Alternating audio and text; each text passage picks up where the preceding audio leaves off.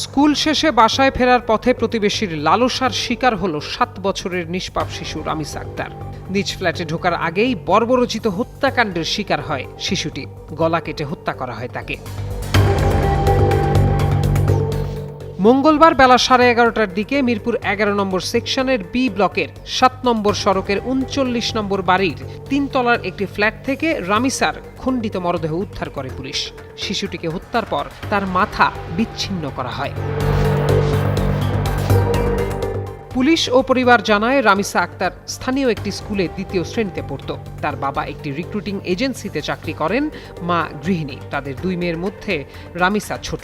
পরিবারটি প্রায় 17 বছর ধরে পল্লবীর ওই বাড়িটিতে বসবাস করছে।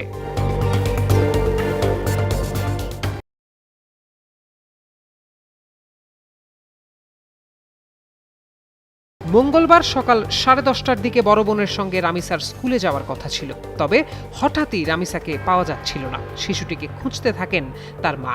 এক পর্যায়ে মা পাশের ফ্ল্যাটের দরজার বাইরে রামিসার পায়ের একটি জুতা পরে থাকতে দেখে সেই ফ্ল্যাটের দরজায় কড়া নাড়েন। তবে অনেক সময় হলেও দরজা খুলছিল না কেউ। এতে সন্দেহ হলে বিষয়টি পুলিশকে জানানো হয়। পরে স্থানীয় লোকজনের সহায়তায় বন্ধ দরজা ভেঙে পুলিশ বাসায় ঢুকে অভিযুক্ত সোহেল রানার ঘরে রক্ত দেখতে পায়। এরপর প্রথমে খাটের নিচে এক কোনায় থাকা বালতি থেকে শিশু রামিসার মাথাবিহীন মরদেহ পাওয়া যায়, আর বাথরুম থেকে মেলে তার খণ্ডিত মাথা।